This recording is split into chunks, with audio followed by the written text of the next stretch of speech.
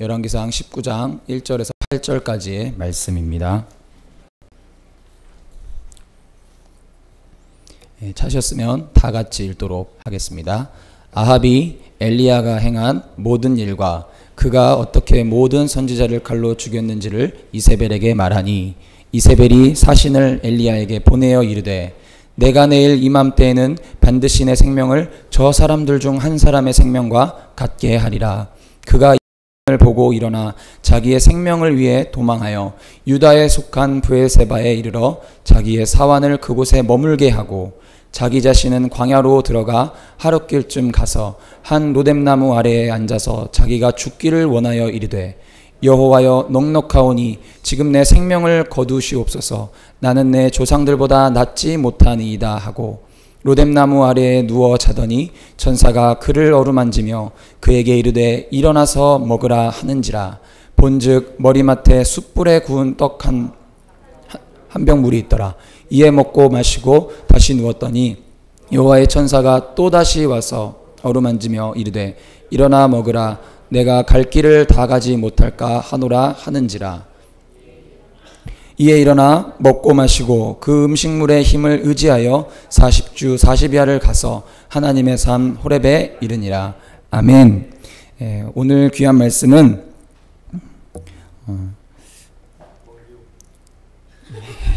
로뎀나무 아래서라는 제목으로 우리 담임 목사님, 공경 담임 목사님께서 설교해 주겠습니다. 우리 지루하고 따분한 저의 설교만 듣다가 오늘 은혜 충만하시기를 바랍니다. 우리 존경과 사랑을 담아서 박수.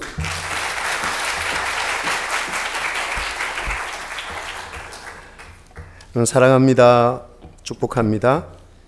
우리 옆에 계신 분들과 한번 인사합시다. 하나님은 우리에게 회복을 허락해 주십니다. 네, 하나님 우리에게 회복을 허락해 주십니다. 곧장 설교 시작할게요. 2010년도 12월 달에 우리나라 굴지의 대기업이었던 S전자에서 파격적인 승진 인사가 있었어요. 신문지상을 아주 뜨겁게 달구었습니다. 차장이었던 한 사람은 상무이사로 승진했고 38살에 최연소 임원이 생겨났습니다. 또 부장이었던 사람은 상무로 승진하고 37살에 어떤 사람은 부사장으로 승진하는 파격적인 인사가 있었던 거죠. 그래서 각 기업의 인사 담당자들이 이 파격적 인사의 이유가 무엇인지를 알아봤어요. 그랬더니만 세 가지 유형의 사람이 등장하더라는 거죠. 이 파격적 인사의 이유가 뭐였습니까? 업무 성과가 우수했던 거예요. 첫 번째입니다, 이게. 그리고 위기관리 능력이 뛰어난 직원이라고 얘기를 한 겁니다. 또 두 번째는 모든 일에 열정적인 사람이었다고 얘기를 했습니다. 또 세 번째는 책임감과 애사심이 높은 직원이었다고 얘기를 하는 겁니다. 이 신문기사를 보면서 세상이 찾는 인재상이란 게 이런 거구나 라는 생각을 했습니다. 세상은 어떤 사람을 찾고 있습니까? 위기관리 능력이 뛰어난 사람을 찾고 있는 겁니다. 인생에는 누구나가 다 위기가 오거든요. 왜냐하면 조직에도 위기가 오지만 개인적으로 위기란 것은 반드시 찾아오게 되어져 있습니다. 여러분이 몇 년을 살았는지 잘 모르겠는데 살아오시는 여러분의 삶 동안 여러분 어려움이 있었고 힘든 일이 있었을 겁니다. 그 위기를 어떻게 뚫어내셨습니까? 아니면 그 위기 앞에 어떻게 절망하시고 포기하셨습니까? 인생은 이렇게 반응되게 되는 것이죠. 뚫어내는 사람이 있고 포기하는 사람이 있는 것입니다. 공병을 하는 사람이 지금 미래 인재 조건이라는 책을 보니까 이 책에서 피를 토하면서 하고 있는 말의 핵심이 뭐냐 하면 미래 조국 사회를 이끌어갈 인재는 그 어떤 것들보다 10가지 키워드를 갖추고 있어야 된다고 얘기를 했던 겁니다. 근데 그 첫 번째가 뭐냐 하면 위기를 뚫어낼 줄 아는 위기관리 능력이라고 얘기를 한 것이죠. 저는 이 책을 읽으면서 이 어려운 시대, 이 힘든 시대를 살아가는 우리에게 있어 필요한 건 위기관리 능력이구나. 내가 어떻게 위기를 관리할 건가? 내가 어떻게 위기를 뚫어낼 건가? 내 삶에도 그런 위기가 찾아올 텐데 내가 어떻게 승리해 나갈 것인가? 이게 우리의 인생에 있어서 관건이구나 라는 생각을 하게 된 것입니다. 우리 인생이나 신앙의 삶도 마찬가지겠죠. 문제가 옵니다. 위기가 옵니다. 그때마다 속수무책으로 넘어질 수는 없잖아요. 포기할 수는 없는 거잖아요. 때로는 자살을 생각하기도 하고 죽음을 생각하는 사람들도 있을 수 있습니다. 오늘 성경에는 위기 앞에 서 있는 탁월한 사람 한 명이 등장합니다. 이 사람은 탁월했어요. 우리가 이 사람에 대해서 공부를 하면 뭐 이런 사람이 있나? 하나님인가? 천사인가? 이 사람은 신계, 그러니까 인간계에 있는 사람은 아니었던 거예요. 신계에 속해질 만큼 능력이 있는 사람이라고 저는 생각합니다. 사실 엘리야라는 이 사람은 어떤 사람입니까? 엘리야는 850대 1 바알과 아세라 제사장과 싸워 이겼던 승리자였습니다. 여러분, 이 사람은 850대 1로 싸워서 승리한 겁니다. 싸워 보셨습니까? 2대 1로 난 이겨봤다. 난 5대 1로 이겨봤다. 난 다이다이로 해서 맨날 진다. 그런 사람이 있을 수 있거든요. 싸움 이거 만만한 거 아닙니다. 근데 이 사람은 850대 1 싸워서 승리한 것입니다. 여러분, 절대절명의 위기 앞에서 이 사람이 승리할 수 있었던 이유가 뭐였겠습니까? 이 사람이 또 어떤 사람입니까? 3년 6개월 동안 이스라엘에 비가 끊겼거든요. 하늘 문이 닫혔어요. 엘리야가 한 번 기도했는데 어떤 일이 생깁니까? 하늘 문이 열려버리는 거죠. 비가 쏟아지기 시작하는 겁니다. 먹을 게 없었던 그들이 메말라서 마실 물이 없었던 그들에게 여러분, 엘리야는 담비와 같은 인생이라고 성경은 우리에게 가르쳐주고 있는 것입니다. 근데 오늘 4절에 이렇게 능력 있는 사역을 감당하던 그가 어떤 일이 일어나는 겁니까? 4절 말씀 같이 한번 볼까요? 4절입니다. 같이 한번 읽을게요. 시작. 자기 자신은 광야로 들어가 하루길쯤 거기 한 로뎀 나무 아래에 앉아서 자기가 죽기를 원하여 이르되 여호와여 넉넉하오니 지금 내 생명을 거두시옵소서. 나는 내 조상들보다 낫지 못하니이다. 여러분, 이렇게 능력 있게 사역하던 그가 위기를 만난 거죠. 어떤 위기인지 여긴 나오지는 않지만 인생의 어려움을 만나게 된 거죠. 그때 엘리야라는 사람이 내뱉는 말이 뭡니까? 죽고 싶어요. 죽여주세요. 나 포기할래요. 나 도망갈래요. 이 말을 하고 있더라는 거예요. 여러분, 정말 능력이 있는 건 잘 되는 날 잘하는 게 아닙니다. 꼬꾸라지는 날, 힘든 날, 눈물 나는 날, 포기하고 싶은 날 포기하지 않고 끝까지 가는 게 잘하는 거예요. 전 여러분이 이 시대를 살아갈 때 이런 사람들이 될 수 있기를 축복합니다. 오늘 엘리야가 어떻게 이렇게 위기관리 능력을 가진 사람이 될 수 있었는지 여러분과 몇 가지 이야기를 함께 나눌 수 있기를 원합니다. 여러분, 영적 침체, 영적 위기에는 누구에게나 찾아오는 위험이라는 겁니다. 요나라는 선지자, 니느웨 사람 12만 명을 회개시킨 영적 지도자였고 선지자였습니다. 그런 그가 요나서 4장 8절에 뭐라고 고백하고 있는지를 보실래요? 이거 재미있습니다. 같이 읽을게요. 시작. 요나가 혼미하여 스스로 죽기를 구하여 이르되 사는 것보다 죽는 것이 내게 나으니이다. 그렇게 능력 있는 일을 행했던 요나도 영적 위기가 찾아오니까 어떤 고백을 합니까? 나 포기할래요. 나 도망갈래요. 나 죽고 싶어요. 라고 얘기를 하고 있는 것이죠. 영적 위기가 우리 삶에 찾아오면 속수무책으로 넘어질 수밖에 없는 것입니다. 오늘 본문의 엘리야도 아까 말씀드렸다시피 능력 있는 사람이었지만 그의 삶에 찾아온 위기를 이겨낼 수 있는 길이 없었던 것이죠. 여러분, 엘리야에게 찾아오는 영적 위기는 누구에게나 찾아올 수 있는 문이 열려져 있는 겁니다. 사랑하는 여러분, 엘리야 같은 능력 있는 선지자도 쓰러졌다면 당신도 쓰러질 가능성이 있는 거고요. 목사도 쓰러질 가능성이 있는 겁니다. 여러분, 목사에게 영적 위기가 없겠습니까? 아니요. 제가 어느 날 주일 아침에 아내가 깨우는 거예요. 여보, 교회 가셔야죠. 출근하셔야죠. 그래서 눈을 뜨고 일어났습니다. 아내가 발로 차더라고요. 빨리 일어나더라고요. 그래서 눈을 뜨고 일어났는데 제가 처음으로 아내 눈을 보면서 했던 말이 뭔지 아세요? 여보, 나 오늘 교회 가기 싫어. 여러분, 제 목사입니다. 제 스님 아니에요. 제 목사인데 제 입에서 저도 모르게 여보, 나 교회 가기 싫어요. 아내가 웃더라고요. 어이가 없어가지고. 당신 목사잖아요. 근데 저도 웃음이 나오는 거예요. 그 말을 내뱉고 나니까. 그럼 목사든 뭐든 영적인 위기가 오면 가고 싶지 않은 거예요. 누가 여기 앉아 있고 싶어요? 대도 않는 목사 얘기를 누가 듣고 싶어 하겠어요? 교회 장로님들은 대단해 보이지만 그들도 대단할 거 없어요, 여러분. 리더들 대단해 보이지만 얘들 문제만 생기면 잠수 탑니다. 여러분, 영적 스쿠버 다이버예요. 그냥 막 이러면서 여러분, 무서운 아이들입니다. 여러분, 우리는 위기가 오면 도망가고 싶고 피하고 싶고 직면하려고 하는 용기가 우리 속에 없더라는 것이죠. 누구든 이 위기 앞에 놓여져 있게 된다는 거예요. 영적 침체, 이런 영적 위기에도 원인이 있다는 걸 아십니까? 원인을 모르면 고칠 수가 없거든요. 우리의 삶에 내가 지금 기도하고 열심히 살아가고 있지만 언젠가 영적 위기가 찾아올 텐데 그 영적 위기가 왔을 때 그 위기의 원인을 발견해야 이기는 사람이 될 수 있다는 거예요. 여러분, 사람의 행동에는 반드시 이유가 있어요. 이유 없는 행동을 하지 않습니다. 여기 앞에 앉아있는 자매, 반주하는 자매에게 제가 이렇게 꼬집었어요. 그럼 자매는 제가 딱 꼬집으면 눈이 커지겠죠. 먼저 아!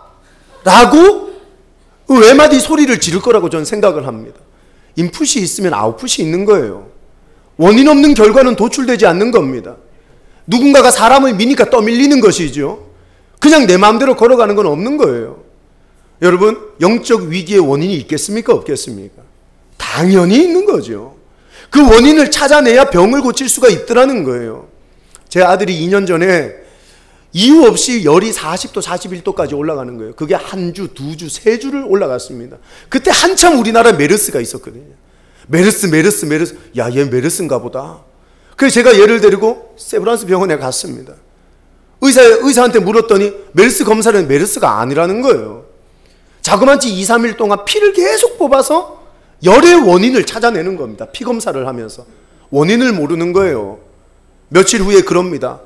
얘가 열나는 원인을 모르겠는데 심각한 병일 수 있습니다. CT를 촬영하자는 거예요. CT를 찍었죠. 의사가 또 그러는 겁니다. CT를 찍어도 원인을 모르겠는데 펫CT라는 걸 찍자는 거예요. 몸에 나는 열을 찍는 CT 기계가 있나 봐요. 뭐 저는 잘 모르는데 펫CT를 돈을 100만 원을 넘게 주고 찍었습니다. 그리고 또 며칠 후에 의사가 와서 그럽니다. 얘가 혈액암일 가능성이 있는데 골수 검사를 하자는 거죠. 여러분, 초등학교 5학년짜리 골수 검사, 와, 이거 아버지로서 할 짓 아니더라고요, 이거. 애가 막 뒹구는데요. 마취하고 하는데도 참아내지를 못한 아픔이 있는 거죠. 우는 걸 볼 수가 없는 거예요. 근데 결국 병명은 아무것도 아닙니다. 임파선염. 의사를 찾아갔죠. 선생님, 임파선염 가지고 이게 무슨 지랄입니까? 제가 원래 개 지랄이라고 하려고 했는데 그 선생님이 인격이 있어서 참았습니다. 왜 그랬습니까, 제가?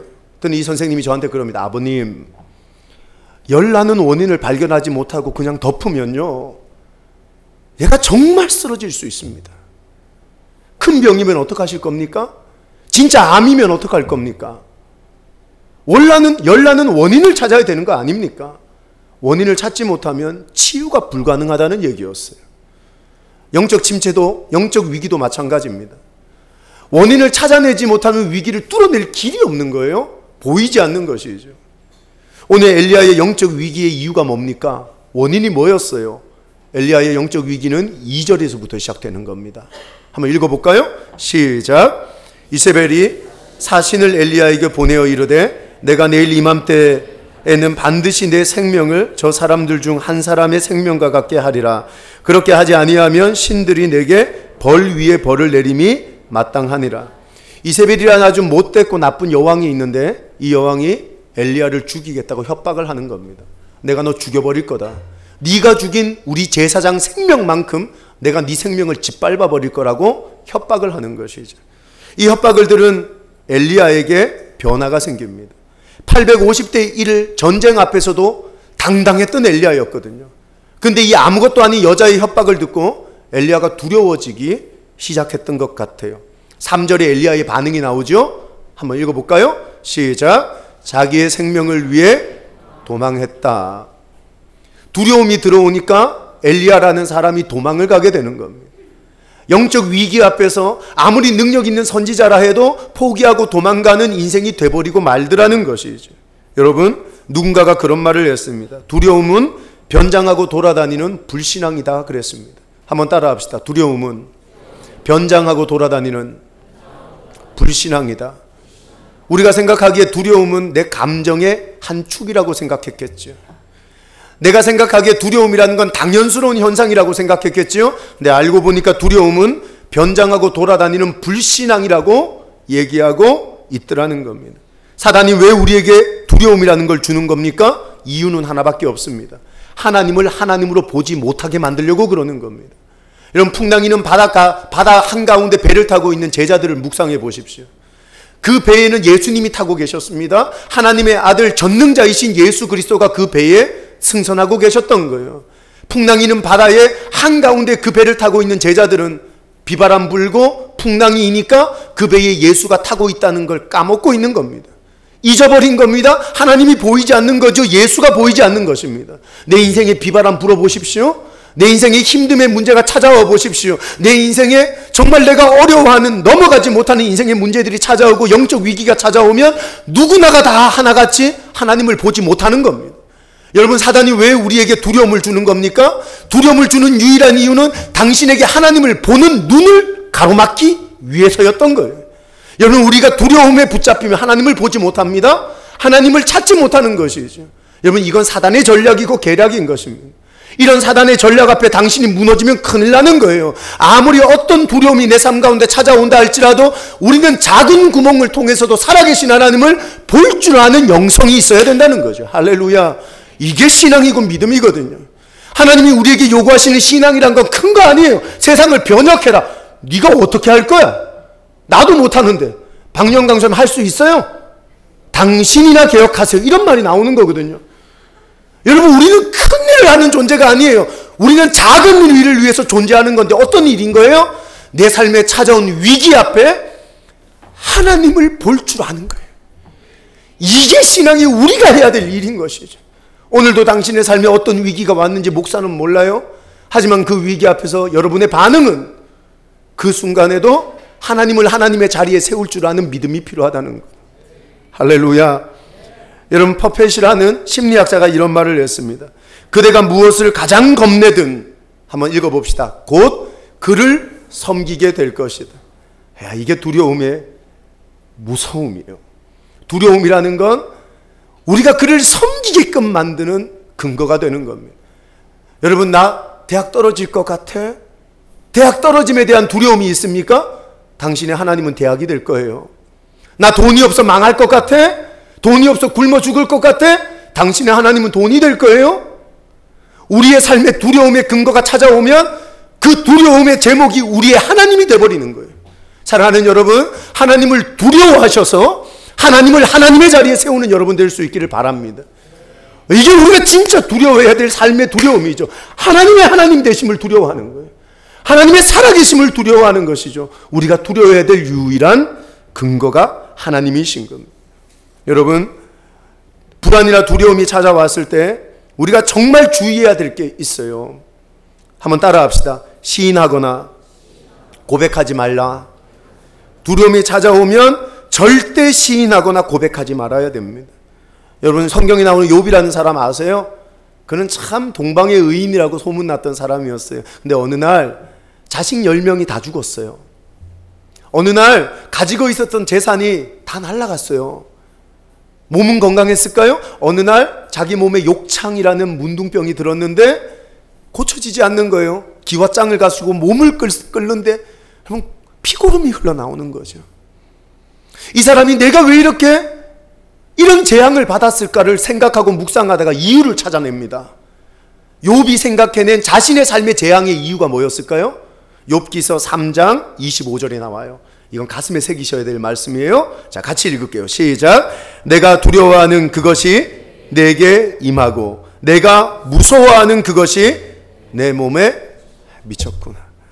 무슨 말이에요? 욥은 이런 재앙이 임하기 전에 이 두려움을 묵상해 봤다는 거예요. 아, 우리 자식들이 죽으면 어떡하지? 아유, 내가 가지고 있는 재산이 다 날아가면 어떡하나? 아우, 내 몸에 병이 들면 어떡하지? 놀라운 고백이 뭡니까? 네가 묵상한 두려움은 네 삶의 현실이 돼버렸다는 거예요. 이게 욥의 인생이 우리에게 가르쳐주는 힘입니다. 여러분, 절대 묵상하거나 시인하지 마세요. 당신의 삶의 현실이 될 거예요. 나 망하면 어떡하나? 망할 거예요. 그러면 안 되는 거예요. 걱정하셔야 돼요. 나 너무 잘 되면 어떡하지? 잘 되는 거예요. 아유, 아무도 아멘 안 하시네? 나 시집가면 어떡하지? 소라자매 아멘? 우리 하나님도 불가능한 게 있으실까 모르겠어요. 할렐루야. 여러분, 성도라는 존재는 불안이나 두려움을 묵상하고 시인하고 고백하는 존재가 아니에요. 우리는 우리를 창조하신 하나님을 묵상하고 그분을 고백하는 존재예요. 나를 위해서 십자가에서 죽으신 예수 그리스도를 내 인생의 주인이라고 말할 줄 아는 사람이 그게 건강한 거예요. 더러운 것들을 묵상하고 그것을 시인하는 것이 아니라 날 생명으로 인도하신 예수를 묵상하고 시인하는 놀라운 은혜가 여러분 속에 일어날 수 있기를 바랍니다. 할렐루야. 여러분, 엘리야가 열왕기상 17장에서부터 엘리야의 이야기를 읽어보면 정말 처절한 삶을 살거든요. 3년 6개월 동안 하늘 문이 막히면서 비가 오지 않으니까 먹을 게 있었을까요? 없었을까요? 없었어요. 물은 마실 게 있었을까요? 없었을까요? 모든 강이 쪽쪽 갈라졌어요. 마실 물도 없는 거예요. 열왕기상 18장으로 넘어가면요, 엘리야는 850명과 싸워요. 이건 객관적 전력에 의하면 누가 이기는 거예요? 그쵸? 850명이 이기는데 엘리야가 승리해버렸어요. 배고픔 속에서도 메마름 속에서도 850명 대1의 싸움에서도 승리할 수 있었던 이유가 뭐였을까요? 이게 중요한 거예요. 따라합시다. 성도는 시선만 올바로 가지면 승리한다. 신앙이 뭐예요? 바라보는 것의 전쟁이거든요. 무엇을 보느냐가 신앙의 핵심이거든요. 사람들은 그래요. 목사님, 상황의 깊이가요, 너무너무 어려워요. 상황의 넓이가요, 나를 죽일 것 같아요. 우리 아빠 사업은 망했고요, 우리 엄마는 병들었고요, 우리 집은 처절하게 무너졌고요. 그럼 나는 어떻게 살아요, 목사님? 내 성경은 뭐라고 말하는 거예요? 상황의 깊이나 넓이가 당신의 인생을 망하게 하는 게 아니라 내가 그 상황 속에서 무엇을 보느냐가 내 인생을 다르게 만든다는 거예요. 할렐루야. 절대 상황과 환경을 묵상하는 존재 되지 마세요. 어떤 상황에서든 하나님을 향해 우리의 시선을 고정하는 인생이 승리하는 인생이라는 거예요. 그게 믿음이에요. 근데 오늘 엘리야 시선이 흐트러져요. 3절 말씀 볼까요? 3절 말씀 뭐라고 나오는지 읽어봅시다. 시작. 그가 이 형편을 보고 일어나 자기의 생명을 위해 도망했다. 오늘 엘리야가 뭘 보고 있죠? 형편 가운데서 하나님을 봤어요? 형편을 본 거예요? 형편을 봤죠.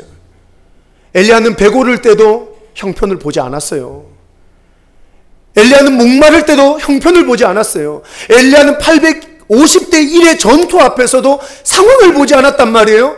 항상 하나님만 바라보던 그가 오늘 유독 이 자리에서 형편을 보고 상황을 보는 거예요. 여러분, 존 맥스웰이라는 목사님이 적은 파워 리더십이라는 책에 예전에 맹수들을 조련하는 조련사들 얘기가 나와요.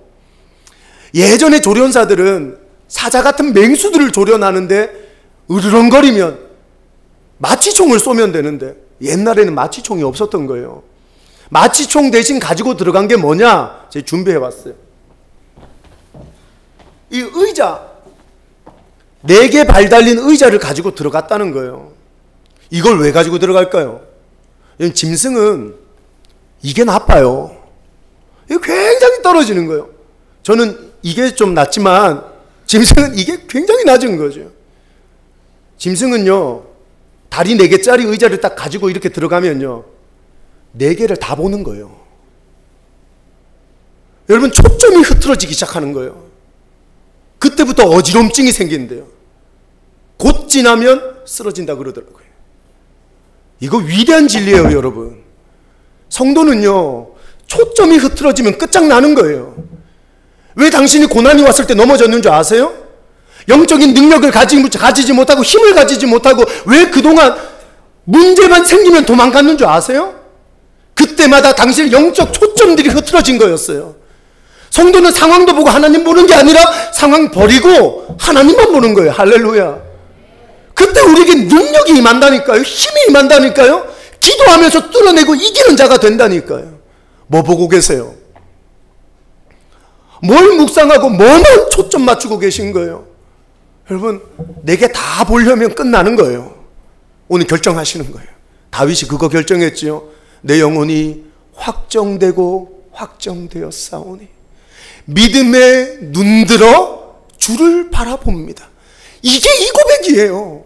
수많은 상황 속에서 내가 여러 개 보지 않겠습니다. 내 영혼이 당신만을 보기로 확정합니다. 할렐루야. 이게 승리거든요. 이 놀라운 승리의 역사가 여러분 가운데 일어날 수 있기를 축복합니다. 여러분 이게 문화 충격이 있는 건가요? 우리 강수아님하고 설교 스타일이 너무 달라서 아멘? 예, 지금 먹히고 있는 거죠. 그죠?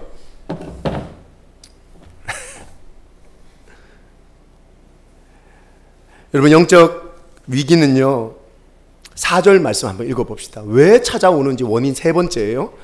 이건 1, 2, 3부, 4부 예배 때는 얘기 안 했던 설교의 진수죠. 여러분에게만 토해내는 이건 1, 2, 3부, 4부 때는 말하지 않았어요. 여러분 여러분에게만 말하는 거예요. 자 4절 말씀 같이 한번 읽어볼까요? 시작. 자기 자신은 광야로 들어가 하룻길쯤 가서 한 로뎀나무 아래에 앉아서 자기가 죽기를 원하여 이르되 여호와여 넉넉하오니 지금 내 생명을 거두시옵소서. 나는 내 조상들보다 낫지 못하나이다. 오늘 이 엘리야의 고백 중에 눈에 확 들어오는 고백이 뭐예요? 자기 자신은 광야로 들어갔다라는 첫 번째 표현이에요. 옛날 개역 개정판이 아닌 개역 한글판 번역을 보면 이렇게 나와 있어요. 내가 스스로 광야에 들어가. 영적 침체가 언제 찾아오는 거라고 생각해요? 내가 주인된 삶을 살아가면 당신 무너지고 망하는 거예요. 나는 내가 주인 될 수 없는 연약한 존재예요. 내가 스스로 결정해요? 내가 스스로 계획해요? 내가 스스로 내 길을 개척해요? 무슨 배짱으로 그렇게 사십니까? 오늘 엘리야는 하나님과 동행하며 주인 되신 하나님이 자신의 인생을 열어주기를 바라며 살아왔던 사람이었어요. 이런 고백은 성경 어디에도 없는데 유독 이 자리에 내가 스스로 내 길을 열고 내 길을 개척하고 내 길을 이끌어갈 거라고 고백하고 있는 거예요. 내가 주인된 인생은 망하는 거예요. 내가 왕된 인생은 쓰러지는 거예요. 하지만 하나님이 주인 되신 인생은 살아남을 수밖에 없는 것이죠. 할렐루야. 여러분 하나님을 주인 삼아 살아가시는 거예요. 내가 주인된 삶을 살면 결국 너도 나도 다 죽게 되는 거죠. 여러분 제가 어느 교회 집회를 갔는데 그 교회 집회 가운데 이런 말을 했어요. 여러분 내가 주인 되면요 다 죽어요. 우리 세월호 기억하시죠? 세월호 선장이요 아무것도 아니고 능력 없는 그가요, 그가 배를 운전하니까 위기가 왔을 때 배도 버리고 사람도 버리고 도망가는 거예요. 나라는 주인이 내 인생을 이끌어가면 세월호 선장밖에 안 되는 거예요. 야, 이렇게 은혜스러운 말을 했는데 그 집회가 썰렁하더라고요. 전 몰랐어요. 거기가 안산 단원구에 있는 교회더라고요. 나 실수했구나 싶었어요. 세상에 그 교회에 아이가 2명이 죽었대요. 근데 한 아이가 손을 탁 드는 거예요. 그러면 진짜 그 선장 같은 사람 말고 주인을 바꾸면, 선장을 바꾸면 난 살 수 있는 겁니까? 묻더라고요.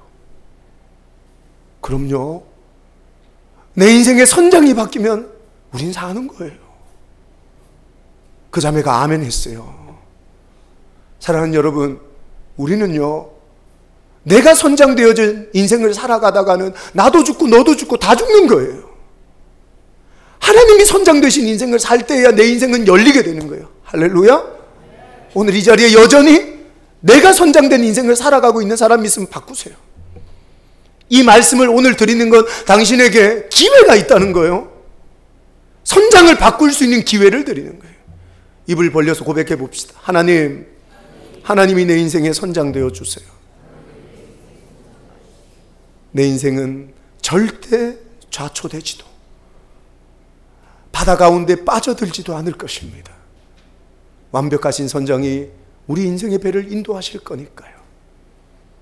그래서 하나님께서 여러분의 인생의 주인 되시고 왕 되어 주시면 인생은 그때부터 달라질 수가 있다는 거예요. 오늘 엘리야가 영적 침체에 들어갈 수밖에 없었던 이유는 뭡니까? 스스로가 선장되어지려고 했기 때문이죠. 스스로가 결정 내리고 스스로가 주인된 삶을 살았기 때문이라고 성경은 얘기하고 있는 거예요. 자, 그렇다면 영적 위기의 증상들이 있어요. 위기가 딱 몰려왔을 때 내가 감당이 안 되면 나타나는 증상 몇 가지가 있는 거예요. 이걸 딱 보시고 야, 내가 영적으로 살아있어야 되겠구나, 내가 위기 가운데 있는 거구나 깨닫는 시간이 될 수 있기를 바라요. 따라합시다. 도망간다.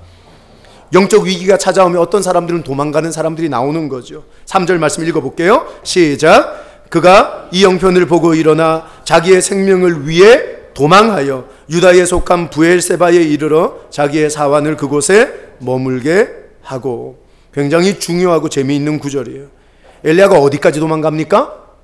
브엘세바라 그러죠. 엘리야는 북이스라엘의 선지자였어요. 거기에서 하나님의 말씀을 증거하는 사람이었죠. 브엘세바는 어느 나라의 도시였을까요? 남유다의 도시였어요. 나라가 다른 거예요. 국경을 넘어간 거예요. 어떤 남자가 필리핀에 비행기를 탔어요. 필리핀으로 건너갔네요. 그 남자는 다시 오겠다는 거예요. 영원히 오겠다는 거예요. 다시 오지 않겠다는 거예요. 엘리야가 오늘 남유다 국경을 넘어 다른 도시로 간 이유가 뭘까요? 나는 도망간다는 거예요. 나는 영원히 다시 오지 않겠다는 거예요. 엘리야는 하나님의 말씀을 증거하는 사명자였습니다. 여러분 잊지 마세요. 영적 위기가 오면요 사명까지 거예요. 저는 많은 청년들 만나봤어요. 그들에게 위기가 왔을 때 어떤 청년은 그러더라고요. 목사님 나 리더 내려놓을 거예요. 왜 그러냐? 그냥 없다니까요. 근데 계속 끝까지 그냥요. 야 그냥 없다니까. 인풋이 있으면 아웃풋이 있는 거라니까. 너한테 무슨 이유가 있는 거잖아. 얘기를 해보라고. 끝까지 그냥이라 그랬어요. 그리고 떠나더라고요. 아버지가 여러분 영적 위기 가운데서 헤어나오질 못하면 어떻게 돼요? 가정 버리고 나가는 거예요. 어머니가 영적 위기 가운데 너무너무 힘들어하면 어떻게 돼요? 자식들 버리는 거예요. 여러분 이 시대가 어디에 붙들려 있는 거예요? 위기 가운데서 헤어나올 수 없는 시대에 살고 있는 거예요. 누군가는 위기를 뚫어내야 승리하는데 그게 안 되는 거죠. 오늘 여러분 속에 도망가고 싶은 사람이 있죠. 나 청년 사역 하다 보니까 너무 힘들어. 나 도망갈 거야. 네, 청년 애들요 진짜 잠수 많이 탑니다. 진짜 깜짝 놀래요. 숨 안 쉬고 어떻게 그렇게 참아내는지. 여기에 있는 친구들 중에도요 잠수 타고 다시 온 애들이 한둘이 아니에요. 그 잠이 어디 있어? 머리 노란애. 어디 있어 걔? 빕스. 저기 있네. 너 잠수 탔을 때 나하고 빕스에서 만났잖아. 잠수 타고 빕스에서 알바하더라니까요. 내 참 웃겨요. 그리고 한 1년 만에 본 것 같아요. 진짜예요 여러분. 여러분 우리는 영적으로 무너지면요 도망가고 싶어요. 사명을 버리고 싶단 말이에요. 오늘 여러분 속에 그런 사람이 있어요? 도망갈까 말까 에라 모르겠다 그런 마음으로 여기 왔다면 오늘 이 시간에 우리 자매가 받은 성령의 은혜를 받는 시간이 될 수 있기를 축복합니다. 그거 받으면 다시 돌아오거든요. 성령의 역사는요 내비게이션의 은혜가 있어요. 길을 찾게 하죠. 오른쪽으로 가세요. 유턴을 하세요. 오늘 그 성령의 위대한 음성이 여러분 속에 들릴 수 있기를 축복합니다. 예, 두 번째 한번 따라합시다. 관계가 끊어진다. 3절 후반부를 보면 유다에 속한 브엘세바에 이르러 자기의 사환을 그곳에 머물게 했다. 여기에 나오는 이 사환이라는 사람은 엘리야 곁을 떠난 적이 없는 사람이었어요. 열왕기상 17장부터 여기까지 오면서 단 한 번도 엘리야 곁을 떠난 적이 없는 엘리야의 유일한 영적 친구 동반자, 유행가로 따지면 당신은 나의 동반자, 영원한 나의 동반자. 참 끄떡거리면 노래방 온 건 아니시고 사환은요 엘리야의 유일한 영적 동력자였어요. 근데 브엘세바에 딱 도착하자마자 엘리야가 뭐라 그럽니까? 너 이제 나 따라오지 마. 넌 너 길을 가라. 나는 내 길을 갈게. 그 귀한 관계를 끊어내기 시작하는 것이죠. 영적 위기가 찾아오고 침체가 찾아오면 어떻게 돼요? 내 관계가 깨어지기 시작하는 거예요. 어떤 사람은 그러더라고요. 목사님 저 사람이 나한테 잘못해서 그랬어요. 아니에요. 예전엔 그걸 받아줄 수 있는 영적 쿠션이 있었는데 지금은 그걸 받아낼 수 있는 영적 쿠션이 사라진 거예요. 내 말 틀렸어요? 내가 영적 위기 가운데 침체 가운데 들어간 걸 가르쳐주고 있는 말이란 말이에요. 사랑하는 여러분, 요 한 달 가운데 여러분의 인간관계가 얼마나 비참하게 무너졌는지를 돌아보세요. 내가 얼마나 차디찬 사람처럼 사람을 대하고 용서하지 못하고 미움을 가지고 세상을 살아가고 있는지 그건 곧 당신의 영성이 무너져가고 있다는 증거예요. 오늘 공동체 안에서 간사를 미워하는 사람이 있나요? 혹여라도? 팀장을 미워하는 사람이 있나요? 강도사님을 혹여라도 미워하는 밉상이긴 해요. 하지만 사랑해야지. 그죠? 영적인 어려움이 오면요, 관계가 깨지는 거예요. 그러면요, 큰일 나는 거예요. 그건 영적으로 당신 스스로가 깨어지고 있고 무너지고 있다는 징조인 거죠. 세 번째 한번 따라 합시다. 부정적인 말을 한다. 4절 말씀, 자기 자신은 광야로 들어가 하룻길쯤 가서 한 로뎀나무 아래에 앉아서 자기가 죽기를 원하여 이르되 여호와여 넉넉하오니 지금 내 생명을 거두시옵소서. 나는 내 조상들보다 낫지 못합니다. 엘리야는 단 한 번도 아무리 어려워도 죽고 싶다는 말을 해본 적이 없거든요. 근데 오늘 이 자리에서 죽고 싶다 그러는 거예요. 여러분, 우리의 부정은요, 여기 항상 숨겨져 있어요. 근데 어떤 상황이 되면 그 부정이 확 올라오는 거예요. 여러분, 우리가 영적으로 무너지면요, 이 부정들이 올라오기 시작하는 거예요. 나 같은 게 뭐 할 수 있겠어? 아니, 나가서 죽어라. 특별히 가장 먼저 올라오는 부정이 자기 자신을 향한 더러운 말들이에요. 여러분, 하나님은 당신을 위해 예수를 죽였어요. 근데 당신 스스로가 예수를 죽이면서까지 사랑받는 당신이 하나님 앞에서 한다는 말이 나 같은 건 죽어야 돼. 하나님 똥 되는 거예요, 여러분. 하나님은 왜 예수를 죽였는데요? 살리기 위해서 죽였는데, 당신을 세우기 위해서 죽였는데, 당신은 왜 당신을 향해서 그렇게 죽여가며 세상을 살고 있는 거예요? 어제도 설교 준비를 하는 내 자신에게 내가 그랬어요. 너는 머리가 왜 이렇게 나쁘니? 도대체 8시간 동안 이따위 설교를 하려고 준비를 했니? 내가 막 내 자신을 향해 부정이 일어나는 거죠. 그때 내 마음은 영성이 무너져 있는 거죠. 자매, 당신 쓰레기가 아니에요. 당신은 살아계신 하나님이 아들을 죽인 존귀한 자예요. 왜 당신 스스로를 쓰레기라고 만들며 세상을 살아요? 그건 우리에게 있으면 안 되는 거예요. 하나님은요, 우리의 삶의 모든 영역을 통해 영광받기를 소망하세요. 아멘이십니까? 당신의 그 약점을 통해서도 하나님이 영광받으시는 거예요. 당신의 그 고난과 죽음 같은 상황을 통해서도 하나님이 영광받으시는 거예요. 아멘. 당신은 욕먹을 존재가 아니라는 거죠. 저는 이걸 제 조카의 죽음을 통해서 봤어요. 지난 2월 달에 제 조카가 신장암으로 세상을 떠났거든요. 17살이었어요. 이 아이의 죽음 앞에서 누님과 저의 기도는 한 가지밖에 없었어요. 하나님, 이 아이의 죽음마저도 당신에게 영광이 되게 하소서. 이 아이의 죽음마저도 당신에게 영광이 되게 하소서라고 기도했어요. 이 아이가 죽었어요. 숨이 꼴딱꼴딱 넘어가는데 예수 믿지 않는 이 아이의 아빠가 지서가 일어나 봐라. 지서가 이렇게 죽으면 안 된다 그랬어요. 죽어가던 이 아이가 눈을 번쩍 떴어요. 그리고는 아빠를 향해서 이렇게 얘기하는 거예요. 아빠, 왜 울어? 그러는 거예요. 죽어가던 애가 네가 죽으니까 그렇지. 아빠, 울지 마. 나 천국 가. 그리고 죽었어요. 이 아이의 죽음을 통해 하나님이 어떻게 영광 받으셨는 줄 아세요? 믿지 않는 3명의 고모, 믿지 않던 삼촌, 믿지 않던 아버지가 예수를 믿기 시작했어요. 하나님은 당신의 약점을 통해서도 당신에게 영광 받기를 바라고, 하나님은 당신의 무너진 모습을 통해서도 당신에게 영광 받기를 바라고, 하나님은 죽음과 같은 우리의 삶을 통해서도 우리에게 영광 받기를 원하시는 거예요. 근데 내가 왜 쓸모없는 존재예요? 내가 왜 필요 없는 존재? 내가 왜 쓰레기예요? 하나님 당신을 존귀하게 생각하시는 거예요. 할렐루야. 오늘 그 하나님을 만나는 은혜가 있기를 축복합니다. 부정의 말들 버리세요. 하나님은 우리를 부정의 자리에서 버려두시는 분이 아니라 우리를 만나주시는 분이시죠. 할렐루야. 따라합시다. 하나님을 대면하자.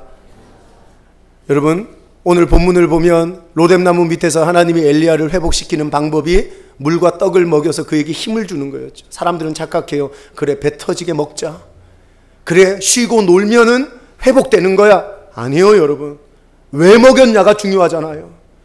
왜 로뎀나무 아래에서 엘리야를 물과 떡으로 먹이고 그에게 회복의 은혜를 줬느냐가 중요한 거예요. 8절에 그 이유가 나오는 거예요. 8절에 읽어볼까요? 시작. 이에 일어나 먹고 마시고 그 음식물의 힘을 의지하여 40주 40야를 갔어. 하나님의 산 호렙에 이르니라.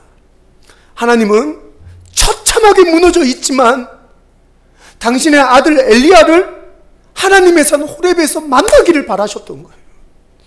여러분, 하나님은요, 여러분 너무 만나기를 원하세요. 인생은 하나님에게 코드가 꽂혀지지 않으면 회복이 없어요. 제가 되도 않는 춤이지만 여러분 진짜 클럽 가서 이렇게 춤 몇 번 춘다고 회복이 없거든. 근데 하나님을 만나면 사는 거예요. 이걸 경험한 사람은요, 이 길로 나올 수밖에 없는 거예요. 그래서 저는 축복합니다. 여러분 이거 한 번쯤은 경험해 봐야 돼. 교회 나오면서. 아멘. 맞지, 이진아? 그래야 사는 걸 아는 거예요. 저는요, 이 예배가 로뎀나무 아래가 되기를 바라진 않아요.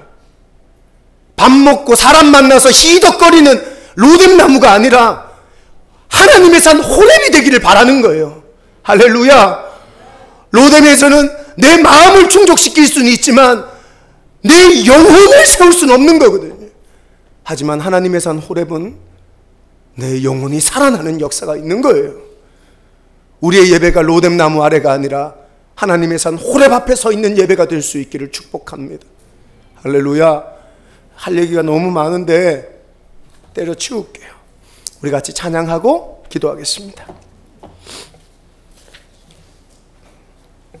어둠